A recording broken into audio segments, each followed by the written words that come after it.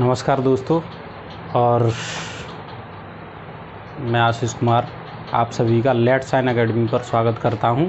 और आज हम क्लास 10th के चैप्टर नंबर 1 का अध्ययन करेंगे, जिसका नाम है वास्तविक संख्याएं। तो चैप्टर नंबर 1 वास्तविक संख्याएं, रियल नंबर्स। इस रियल नंबर्स में हाई स्कूल के चैप्टर में मेरा सबसे पहला टॉपिक जो आएगा वो टॉपिक होगा यूक्लिड विभाजन प्रमेय का। विभाजन प्रमेय का। तो यूक्लिड विभाजन प्रमेय का क्या है? जैसा कि आपको दिखाई दे रहा है, विभाजन का मतलब होता है भाग करना, किसी संख्या का किसी दूसरी संख्या में भाग करना। जैसे मेरे पास एक संख्या है 11, उसको मैं 2 से डिवाइड करता हूँ तो 5 बार 2 का टेबल 5 बार पढ़ेंगे तो ये प्राप्त होगा 10, और इसको माइनस करेंगे तो 1, ये शेष बचेगा। इसको बोलेंगे शेषफल, इसको बोलेंगे भागफल, और इसको बोलेंगे भाजक, और इसको बोलेंगे भाज्य। तो यदि हम देखें तो मैं यहाँ कह सकता हूँ कि 11 बराबर 2 × 5 + 1, यानी 2 पंजे 10 प्लस 1 जोड़ूंगा तो 11 बराबर क्या हो जाए 11। यानी इस 11 को मैं इस प्रकार से भी लिख सकता हूँ। तो यहीं पर 11 मेरा क्या हुआ? भाज्य। भाज्य बराबर आता है 2, आपका भाजक है। भाजक इंटू 5 क्या है? भागफल, प्लस 1 क्या हमारा शेषफल। तो भाग की क्रियाओं में हमें क्या प्राप्त होता है? भाज्य बराबर भाजक इंटू भागफल प्लस शेषफल। ये हमने पिछली कक्षाओं में पढ़ा हुआ है।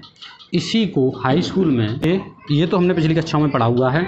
इसकी बात को यहाँ पर हाई स्कूल की क्लास में इन्होंने किस प्रकार से लिखा है? जैसे यहाँ पर 2 धन पूर्णांक थे, 2 और 5, तो यहाँ पर लिखा है इन्होंने यदि 2 धनात्मक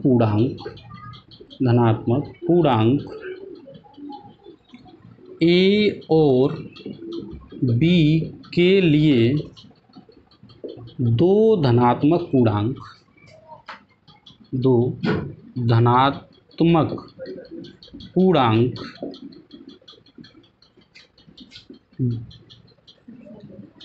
Q एवं R इस प्रकार हों कि A बराबर VQ प्लस R, तब जो R होगा वो लेस देन इक्वल 0 के होगा और लेस देन इक्वल B। यानी जो R होगा वो 0 से बड़ा होगा या बराबर होगा, या फिर B से कैसा होगा? छोटा होगा। ये हमारी यूक्लिड विभाजन प्रमेय का है। तो ये बात निकली कहाँ से? चीज़ यही है, A बराबर BQ। मैंने क्या बताया था? यहाँ देखते हैं, अगर भाग के रूप में इसको देखें, भाग के रूप में किस प्रकार से ये है। विभाजन का मतलब ही ये विभाजन प्रमेय का यहाँ लिखी हुई है। तो विभाजन का मतलब ही क्या है? भाग है। तो भाग के रूप में देखें, A और B 2 पूर्णांक थे, A और B 2 धनात्मक पूर्णांक। तो मैं यहाँ पर A में भाग लगा रहा हूँ B का, और ये Q बार भाग जा रहा है, जिससे यहाँ पर कोई संख्या प्राप्त हो रही है। घटाने पर हमें R शेषफल प्राप्त हो रहा है। तो इस प्रकार से इसको देखें तो मैं क्या लिखूँगा? A बराबर BQ प्लस R, यानी A एवं B 2 धनात्मक पूर्णांक इस प्रकार हों जिनके लिए 2 धनात्मक पूर्णांक Q एवं R इस प्रकार हों, सॉरी मिस्टेक हो गया।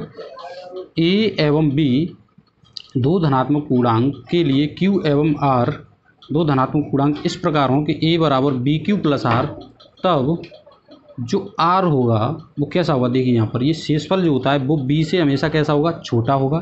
जो शेषफल R होगा वो B से हमेशा कैसा होगा? छोटा होगा। और ये कहाँ तक हो सकता है? ये या तो 0 हो सकता है या फिर b से कैसा हो सकता है छोटा, या b से 0 से कैसा हो सकता है बड़ा, b से छोटा होगा और 0 से बड़ा होगा या फिर उसके बराबर होगा। तो यही बात इन्होंने बताई है, यदि a बराबर बी क्यू प्लस आर, तब जो r होगी वो क्या होगी, b से छोटी होगी और 0 से बड़ी होगी या उसके बराबर होगी। तो यही यूक्लिड विभाजन प्रमेय का है। अब हम इस पर आधारित कुछ क्वेश्चंस करेंगे।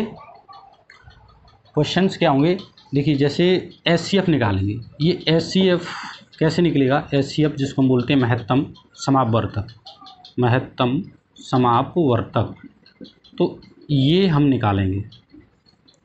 तो महत्तम समापवर्तक के लिए अब हम एक्सरसाइज देखते हैं। और ये महत्तम समापवर्तक कब निकलेगा, जैसे दो संख्या हैं आपकी 2 और मान लीजिए 10, ये 2 और 10 में हम तब तक यूक्लिड विभाजन प्रमेय का प्रयोग करेंगे, ठीक है, किन्हीं भी दो संख्या हो, जरूरी नहीं है 2 और 10 ही हो, कोई सी भी दो संख्या हो, तब तक हम यूक्लिड विभाजन प्रमेय का प्रयोग करेंगे जब तक कि हमारा ये r शून्य न हो जाए, r शून्य न हो जाए। जब ये r शून्य हो जाएगा तब हमारा जो विभाजक होगा, अंतिम विभाजक, जहाँ हम r हमें जो विभाजक हमें r शून्य प्राप्त करेगा, वह उसी को हम क्या कहेंगे, एचसीएफ कहेंगे, उसी विभाजक को हम एचसीएफ कहेंगे। करो हम, तो चलिए अब हम देखते हैं एचसीएफ निकालेंगे। तो एचसीएफ किस प्रकार से निकालेंगे, किन्हीं भी दो संख्याओं के लिए, किन्हीं भी दो धनात्मक पूर्णांक के लिए, धनात्मक पूर्णांक के लिए यूक्लिड विभाजन प्रमेय का प्रयोग हम तब तक करेंगे जब तक कि हमें शेषफल शून्य प्राप्त न हो।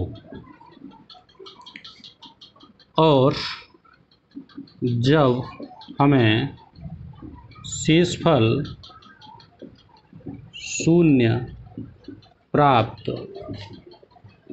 हो जाएगा तब जो अंतिम भाजक होगा वही धनात्मक पूर्णांकों का एचसीएफ होगा।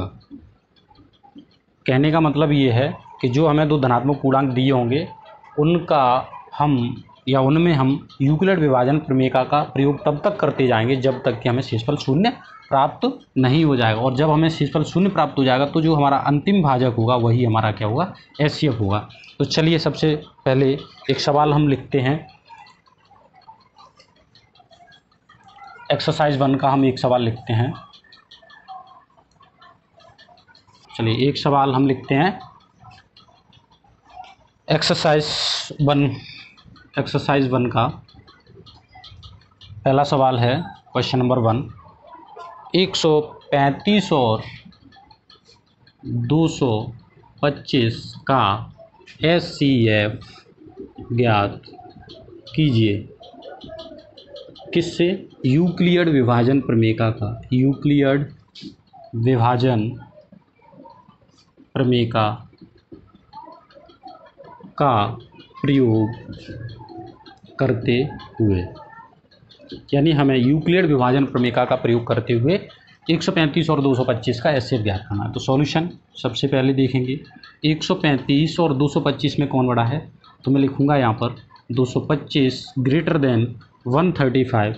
तो यहाँ पर यूक्लिड विभाजन प्रमेय का प्रयोग करने के लिए हम इधर साइड में 225 में 135 का भाग लगाएंगे, तो ये एक बार जाएगा 135 माइनस यहाँ करते हैं तो 0, 12 में से 3 जाएंगे तो 9, 90 बचते हैं, ये हमारे शेष हैं। तो इसी को मैं लिखूंगा किस प्रकार से लिखा था, जैसे मैंने यहाँ पर कुछ समय पहले ए भाग दिया था ए में बी का, तो ये क्यू आर गया था और आर शेष बचा था, तो इसको लिखा था ए बराबर वी क्यू प्लस आर, यानी इसका मल्टीप्लिकेशन और प्लस में ये साथ में हमने जोड़ा था प्लस करके।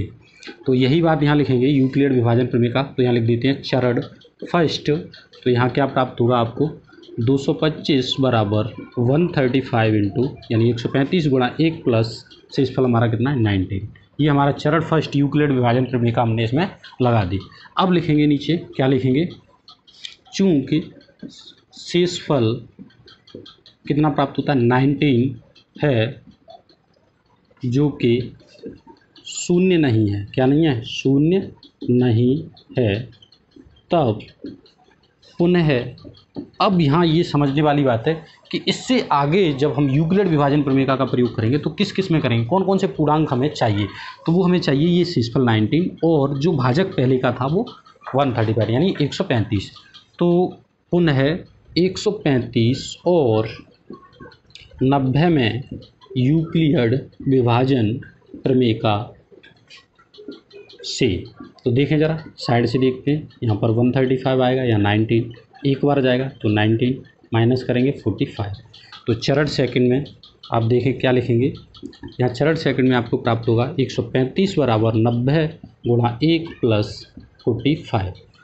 फिर यहाँ देखें तो ये शेषफल अभी भी शून्य नहीं है, यानी मैंने क्या बताया, एचसीएफ निकालने के लिए हमें यूक्लिड विभाजन प्रमेय का प्रयोग तब तक करते रहना है जब तक कि हमारा ये शेषफल क्या नहीं हो जाए, शून्य नहीं हो जाए। अभी ये शेषफल 45 है यानी 45 है, तो मैं फिर लिख रहा हूँ पुनः किस किस में, अब 19 और 45 में, तो 90 और 45 में यूक्लिड विभाजन प्रमेय से।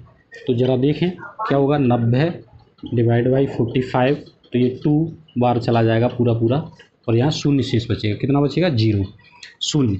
तो अब देखिए यहाँ पर, तो ये हमारा चरण सेकंड क्या रहा, चरण थर्ड 90 बराबर